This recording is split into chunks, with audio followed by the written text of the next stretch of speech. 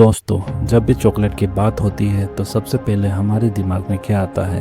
Obviously Cadbury की in chocolate में से कोई एक। शायद वो पहली डेयरी मिल्क जो बचपन में पॉकेट मनी से खरीदी थी, या फिर फेस्टिवल पे गिफ्ट पैक में मिलने वाला कैडबरी सेलिब्रेशन। हर किसी के पास कैडबरी से जुड़ी कोई ना कोई याद तो डेफिनेटली होती है। यही वजह है कि कैडबरी सिर्फ एक नाम नहीं बल्कि हम इंडियंस के लिए एक इमोशन बन चुका है। लेकिन कभी सोचा है कि कैडबरी जस्ट एक चॉकलेट नहीं बल्कि एक रेवोल्यूशन थी। 200 साल पहले इस ब्रांड को इसलिए बनाया गया था ताकि लोग शराब पीना छोड़ दें, पर यह जर्नी इतना इजी नहीं था। कैसे कैडबरी ने दो वर्ल्ड वार झेली और फिर भी दुनिया की सबसे ज़्यादा बिकने वाली चॉकलेट बनी रही। ऐसे इसने इंडियन की ट्रेडिशनल मिठाइयों को टक्कर देकर अपनी जगह बनाई, और जब डेयरी मिल्क के पैकेट से कीड़े निकले तो इसने अपने सबसे बड़ी कंट्रोवर्सी को कैसे हैंडल किया, सब कुछ हम आज की इस वीडियो में डिटेल में जानेंगे। तो दोस्तों, स्टोरी शुरू होती है 12 अगस्त 1801 से, जब इंग्लैंड के क्वाकर कम्युनिटीज़ में जॉन कैडबरी का जन्म हुआ। असल में क्वाकर्स वाले लोग अपने रिलीजन को बड़ा स्ट्रिक्टली फॉलो करते थे और अल्कोहल और टबाको जैसे किसी भी एडिक्शंस के डेड अगेंस्ट थे। बचपन से ही जॉन को समझाया गया था कि शराब इंसान की हेल्थ और सोसाइटी दोनों को बर्बाद कर देती है। लेकिन जैसे जैसे वो बड़े हुए, उन्होंने अपनी आंखों से देखा कि इंग्लैंड में अल्कोहल का क्रेज कितना ज़्यादा था। लोग सुबह से लेकर रात तक शराब पीते रहते थे और इसका असर सोसाइटी पर क्लियरली दिख रहा था। क्राइम रेट्स बढ़ रहे थे, लोग गरीबी में डूबते जा रहे थे और हेल्थ प्रॉब्लम भी तेज़ी से इंक्रीज हो रहे थे। इन सब प्रॉब्लम्स को देखकर जॉन ने ठान लिया कि वह शराब का एक हेल्थी अल्टरनेटिव लाएंगे जो सोसाइटी में पॉजिटिव चेंज ला सके। और इसी सोच के चक्कर में 1824 में जब जॉन कैडबरी 22 साल के थे, उन्होंने इंग्लैंड के ब्रिमिंघम में एक छोटी सी दुकान खोली जहां वो शराब के ऑप्शंस के तौर पे चाय, कॉफ़ी और हॉट चॉकलेट जैसे हेल्थी ड्रिंक्स बेचने लगे। अब तो हम सोच रहे होंगे, चॉकलेट वो भी हेल्थी? असल में उस ज़माने में चॉकलेट खाई नहीं, पी जाती थी। हाँ, सही सुना, इसे हॉट मिल्क या पानी में मिक्स करके एक तरह का एनर्जी ड्रिंक बनाया जाता था, जिसे आज हम हॉट चॉकलेट कहते हैं। शराब के कंपैरिजन में काफ़ी हेल्थी ऑप्शन था। धीरे धीरे जॉन कैडबरी की हॉट चॉकलेट लोगों को पसंद आने लगी, पर एक बड़ी प्रॉब्लम थी।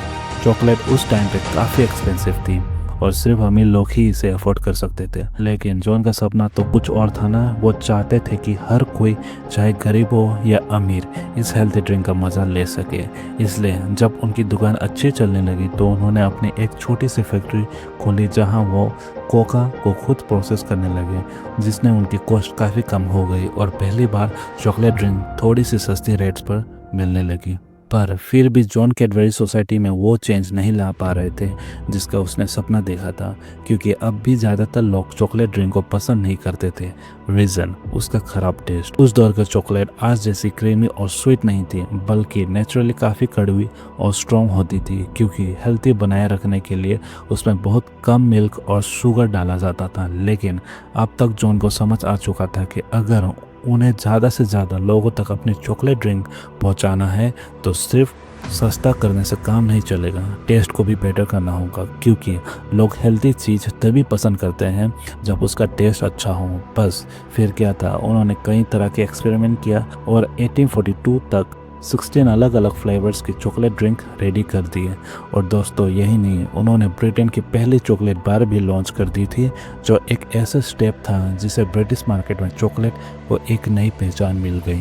पर जैसे जैसे टाइम गुजरा, जॉन की हेल्थ ख़राब होने लगी और 1861 में उन्होंने रिटायरमेंट ले लिया और कंपनी की कमांड अपने बेटों रिचर्ड कैडबरी और जॉर्ज कैडबरी को दे दी।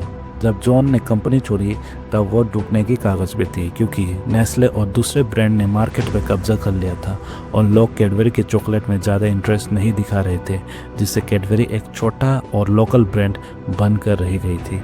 असल में हाल और भी ख़राब इसलिए हो गई क्योंकि कैडबरी की फैक्ट्री का प्रोडक्शन का तरीका बड़ा आउटडेटेड था, जिससे चॉकलेट बनाने की कॉस्ट काफ़ी ज़्यादा थी और यह ब्रांड दूसरी कंपनी से कॉम्पीट नहीं कर पा रही थी। अब जब जॉन ने कंपनी अपने बेटे रिचर्ड और जॉर्ज को दी तो उनके सामने सबसे बड़ा सवाल था कि कैडबरी को बचाए कैसे जाए, क्योंकि कंपनी ऑलमोस्ट डूब ही चुकी थी। पर दोनों भाइयों ने हार मानने के बजाय एक नया गेम प्लान बनाया।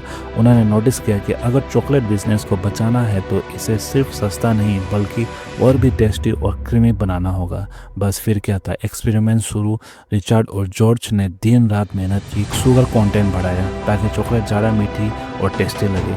पर सबसे बड़ी प्रॉब्लम थी कोका में नेचुरल फैट, जिसे हम कोका बटर कहते हैं। असल में कोका बटर चॉकलेट का ज़रूरी हिस्सा है, पर अगर इसकी क्वांटिटी ज़्यादा हो जाए तो चॉकलेट का टेक्सचर गाढ़ा और हैवी हो जाता है, और कोका में कुछ कंपाउंड चॉकलेट को थोड़ा ज़्यादा कड़वा बना देती है, जिससे सबको टेस्ट पसंद नहीं आता था।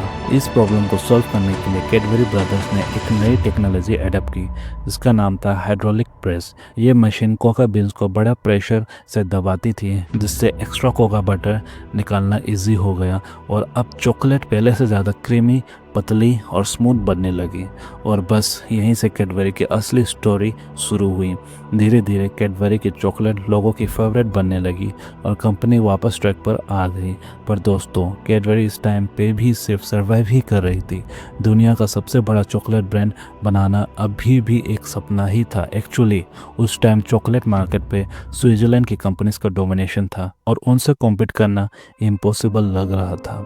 कई एक्सपेरिमेंट के बाद रिचर्ड कैडबरी के दिमाग में एक नया आइडिया आया, मिल्क चॉकलेट बनाने का। उन्होंने सोचा कि अगर कोका और मिल्क को सही रेशियो में मिलाया जाए तो एक ऐसा टेस्ट बन सकता है जो सबको पसंद आए। पर सिर्फ आइडिया से कहाँ कुछ होता है, रियल चैलेंज तो इसे रियलिटी में बदलने का था। उस टाइम ऐसी कोई टेक्नोलॉजी ही नहीं थी जो मिल्क और चॉकलेट को सही तरीके से मिक्स कर सके, और जो टेक्निक्स थी वो इतनी कॉस्टली थी कि कंपनी अफोर्ड नहीं कर पा रही थी। पर हार मानना तो कैडबरी ब्रदर्स के डीएनए में था ही नहीं ना। एक्सपेरिमेंट पे एक्सपेरिमेंट होते गए, हर बार कुछ ना कुछ कमी रह जाती, पर वो रुके नहीं, और फाइनली 1897 में उन्होंने दुनिया की पहली मिल्क चॉकलेट बार बना ली।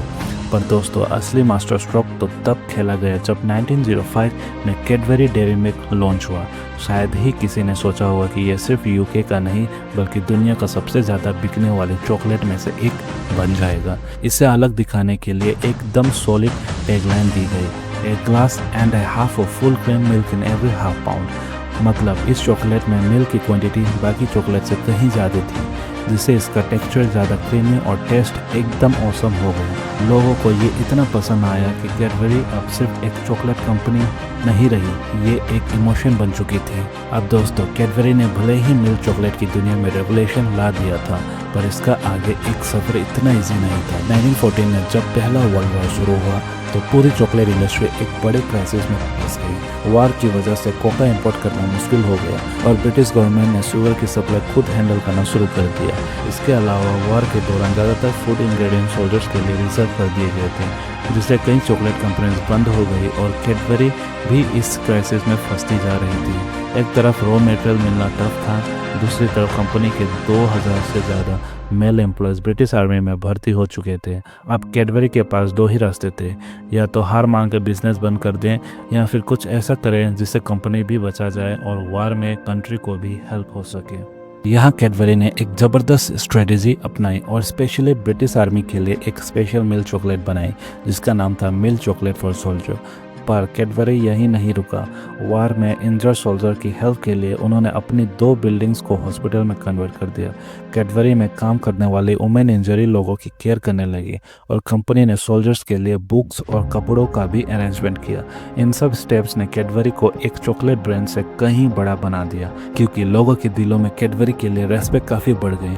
और फिर इन्हीं सब काम के फ़ायदा मिला वर्ल्ड वॉर 1 के ख़त्म होने के बाद, जब कैडबरी ने अपना प्रोडक्शन फुल स्पीड में शुरू किया और इसी टाइम कई आइकॉनिक प्रोडक्ट लॉन्च किए, जैसे 1920 में फ्लैग, 1923 में क्रीमी एग्स, 1928 में फ्रूट एंड नट्स और 1929 में क्रंचिन। ये सब नए फ्लेवर्स लोगों को बड़े पसंद आए और कैडबरी की मार्केट में पकड़ और भी स्ट्रॉन्ग हो गई। 1930 तक कैडबरी ब्रिटेन की 24 सबसे बड़ी मैन्युफैक्चरिंग कंपनी बन चुकी थी। उन्होंने अपनी प्रोडक्शन टेक्नोलॉजी इतनी एडवांस कर ली कि चॉकलेट के दाम काफ़ी कम कर दिए। जिससे पहली बार ब्रिटेन की 90% पॉपुलेशन इजीली चॉकलेट खरीद सकती थी। इस सक्सेस के बाद जैसे ही कैडबरी ने इंटरनेशनल मार्केट में कदम रखने की प्लानिंग शुरू की, वैसे ही 1939 में दूसरा वर्ल्ड वॉर छिड़ गया और कंपनी फिर से बड़ी मुश्किल में फंस गई। इस बार रॉ मटेरियल्स की कमी सबसे बड़ी प्रॉब्लम थी। हालत इतनी ख़राब हो गई कि 1941 तक चॉकलेट बनाना ऑलमोस्ट बंद सा हो गया था। गवर्नमेंट ने भी सिर्फ मिल्क चॉकलेट बनाने की परमिशन दी थी, जिससे कैडबरी को अपने कई फ्लेवर्स बंद करना पड़े। पर तुम्हें तो पता ही है, कैडबरी हार मानने वालों में से नहीं था। उन्होंने इस प्रॉब्लम का भी सॉल्यूशन निकाला, रेशन चॉकलेट बनाकर, जिसमें कम कोका और कम शुगर था, ताकि इसे सस्ते में बनाया जा सके। इसे स्पेशली ब्रिटिश सोल्जर्स के लिए बनाया गया था, ताकि वार के टाइम उन्हें एनर्जी मिल सके। गवर्नमेंट ने तो चॉकलेट भी कहा, क्योंकि ये सिर्फ रेशन कार्ड के थ्रू ही मिलता था। जब 1945 में वर्ल्ड वार 2 ख़त्म हुआ, तब कैडबरी ने फिर से रफ्तार पकड़ी। अब उनका सिर्फ एक ही गोल था, इस चॉकलेट ब्रांड को सिर्फ यूके में ही नहीं बल्कि पूरी दुनिया में सबसे बड़ा बनाना। और इसी सोच के साथ 1948 में कैडबरी ने इंडिया में भी एंट्री ली। पर इंडियन मार्केट उनके लिए सबसे टफ मार्केट में से एक था। असल में उस टाइम इंडिया के अंदर चॉकलेट कोई कॉमन चीज़ नहीं था, और जब ये इंपोर्ट होता था तो इसकी प्राइस इतनी ज़्यादा होती थी, ये सिर्फ अमीर लोग ही अफोर्ड कर सकते थे। यहाँ कैडबरी के सामने सबसे बड़ा चैलेंज था कि इस प्राइस वेरियर्स को हटाए कैसे। अब इसका सिर्फ एक ही सॉल्यूशन था, चॉकलेट को इंडिया में ही लोकली प्रोड्यूस करना। पर दोस्तों, यहाँ कहना इजी था, करना नहीं, क्योंकि कैडबरी ने तो इंडिया में अपना मैन्युफैक्चरिंग प्लांट जल्दी सेटअप कर लिया। पर असल प्रॉब्लम आई इंग्रेडिएंट्स को लोकली सोर्स करने में। चॉकलेट के 2 मोस्ट इंपॉर्टेंट इंग्रेडिएंट्स थे, मिल्क और कोका, और दोनों ही इंडिया में ईजिली नहीं मिलते थे। इंडिपेंडेंस के बाद इंडिया अपने फूड और न्यूट्रिशन नीड्स को पूरा करने के लिए स्ट्रगल कर रहा था। मिल्क प्रोडक्शन इतना कम था कि छोटे बच्चों के लिए भी दूध बड़ी मुश्किल से मिलता था। ऐसे में चॉकलेट के लिए मिल्क मिलना तो और भी टफ था।